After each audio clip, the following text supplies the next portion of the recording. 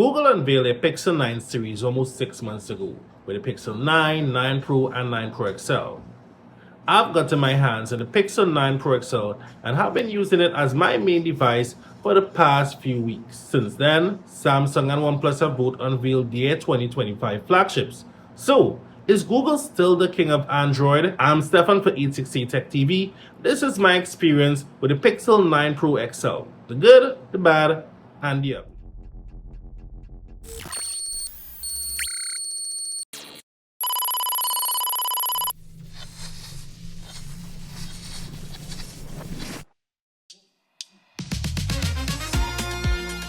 Let's start with the design of the phone.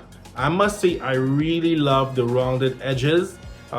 It's something that's new and it's different and it feels really good in the hand. It's one of the best feeling phones and dare I might say one of the best looking phones. Now, you may be a fan of the camera bar or you may not. I do love that the back of the phone doesn't get any fingerprints at all, but I think a matte finish around the edges would have been better in terms of smudges and fingerprints. But all in all, I must say this is one of the best designs and best feeling phone. It is very iPhone-esque. I know that my girlfriend has an iPhone 14 Plus and I must say it feels very similar, albeit slightly heavier, which you should expect. But the design and the feel of the Pixel 9 Pro XL is definitely top-notch. It is one of my favorite, and coming from Samsung S23 Ultra and even the Z Fold 5, that light feeling in the hand, it just connects and it feels so well. It is something you will notice and you would definitely enjoy. Now, while the Pixel 9 series doesn't have a Snapdragon or a Bionic whatever from Apple, it definitely is one of the smoothest phones out there. Of course, the 120 Hz refresh rate does help with that, but I must say for a phone that doesn't have a high-end or flagship chip, it is one of the smoothest in terms of operating system, apps, loading time. It just feels buttery smooth. Everyday tasks, your day-to-day tasks, you won't notice that you're not using a quote-unquote flagship chip. It gets everything done that you need to, and more. Even gaming, I'm not a huge gamer when it comes to phones, but even gaming is quite well. You could check it out here, a bit of gaming that I did, and it handled it pretty well. Didn't get too hot, probably didn't even get hot at all, but I must say the performance of this phone has been stunning. Even using it out in the daytime, shooting videos, taking photos, while it did get hot, it did not shut down on me like previous Pixel phones are known to do. Of course, one of the main reasons you will be getting a Pixel phone is for the support and the updates. Google makes Android, so therefore you get day one updates for the latest Android. Of course, there is a Google Pixel feature drop ever so often, so your phone will be up to date all the time. You will have the latest software, the latest Android, the latest security patches. So apart from the upgraded hardware this year around with the Pixel phones, of course, one of the biggest upgrades has been in AI, Google Pixel Studio. It is amazing and it works so fast. It is almost instantaneous. Compared to, I've tried to use the same thing on my Galaxy S23 Ultra and even on my Z Fold 5, and it just takes so much longer.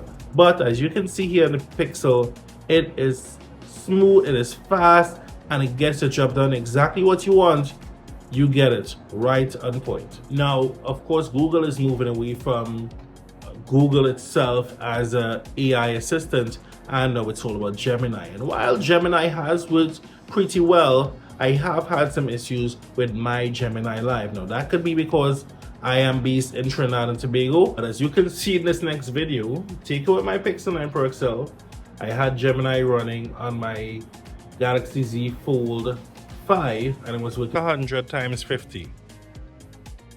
100 times 50 equals 5,000.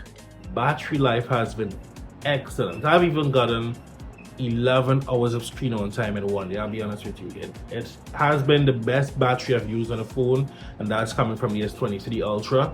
The Z Fold 5 is pretty good as well for a foldable phone, but this has been the best battery on any phone I've used. I'm telling you, I could go nearly all day, and I'm a quite heavy user, but I could go nearly all day, at least up until the evening, without having to charge this phone, and it just gets your job done. I'm sure for most persons this would be a 2-day battery, but for me, it gets me through the day quite comfortably. So in the past, Pixel phones have been plagued with poor biometrics. I know on the 7 Pro there was an optical fingerprint reader that wasn't great, face unlock wasn't good. Now, the story has completely changed. First of all, the ultrasonic fingerprint reader on the 9 Pro XL, and I guess on all the Pixel phones, they're as good as Samsung's, works perfectly well all the time. But what has even surprised me more is the face unlock, and this face unlock isn't just your generic face unlock, because you can actually use it to authenticate banking apps and the like. So I must say Google has gotten the biometrics perfect this time around. One of the main reasons I wanted to try the Pixel 9 series was for its excellent screen. Now, albeit the Pixel 8 series had great screens with really high brightness, probably even better than Samsung, according to GSM Arena. We expected even better coming from the Pixel 9 series, which is, as I might say, class leading. Now, outdoors, I must say the screen brightness is excellent. The screen itself is excellent. Viewing angles are great. Punchy colors, vibrant colors. Of course, it is an OLED screen, so it is fantastic. But the star of the show definitely has to be that screen brightness, especially in the hot Caribbean sun, the bright and hot Caribbean sun. It really is excellent, and it is definitely one of the better screens, if not the best screen I've used on a phone. Now, I heard that the OnePlus 13 is excellent as well. Hoping to get that soon to try that out and test that out. But so far, I must see, watching videos, watching movies, content on this YouTube, or even just browsing social media, another noticeable upgrade was in the sound quality. Now, I will admit it could be a bit louder, but the sound quality on this phone is amazing. This phone sounds better than my Z Fold 5. It is punchy, it is bassy. Listening to content, watching movies, and even listening to music on my phone, if I don't have in my earbuds, it really doesn't matter, because all content sounds fantastic. It is well balanced, but you definitely get that rumble of that bass.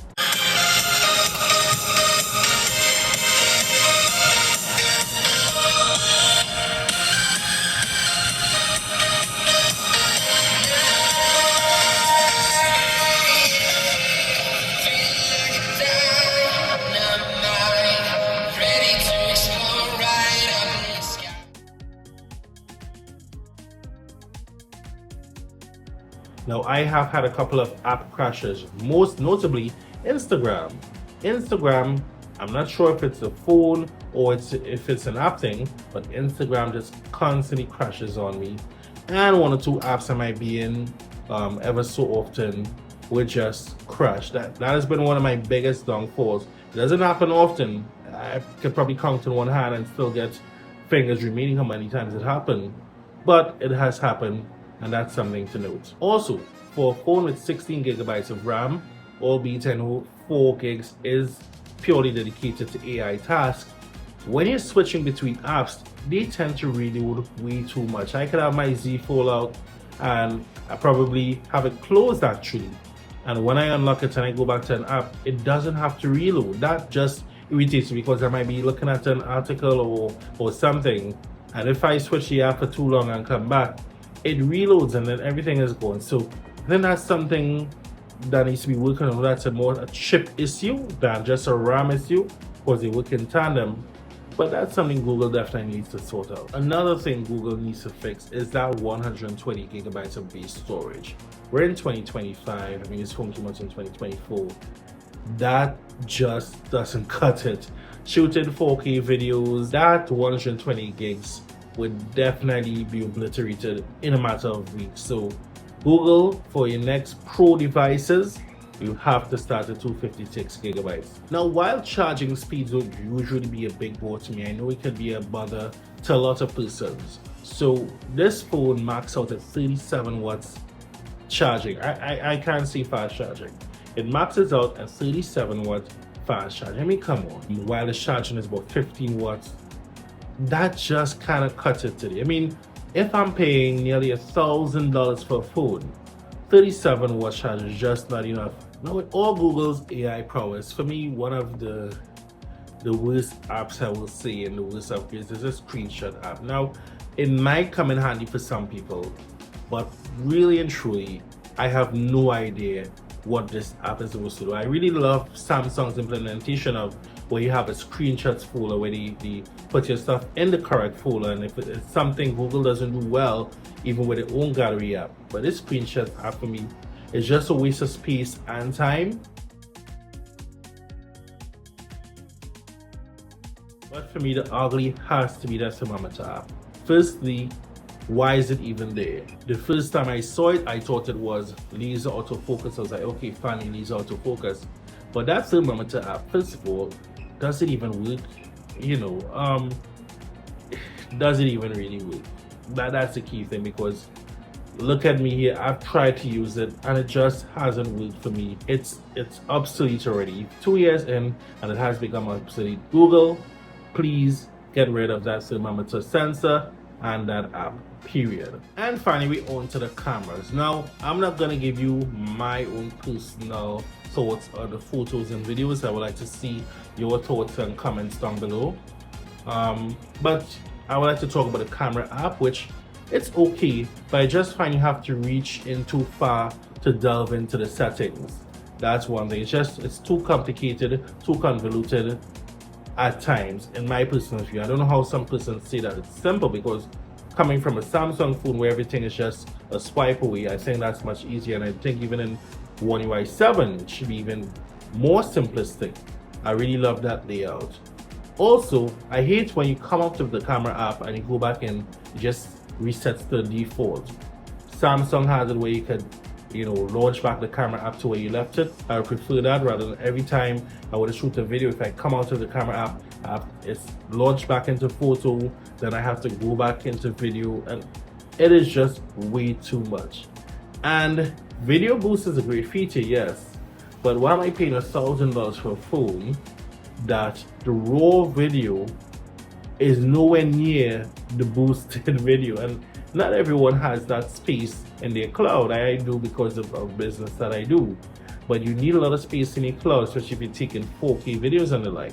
Because the raw video, and you can see here, I'll put them up, the raw video compared to the boosted video is just not enough. Why can't we do this straight on the phone? Check out these photos, these videos, and let me know your thoughts on the Pixel 9 Pro XL camera.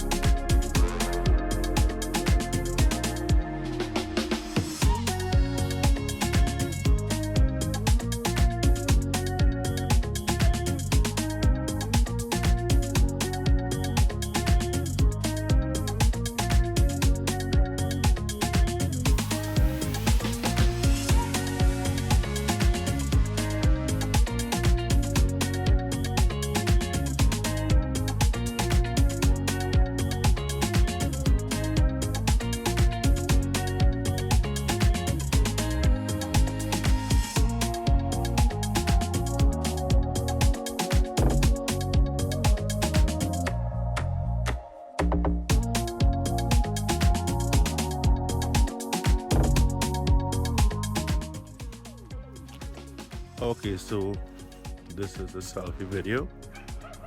Now we'll check out the audio soon.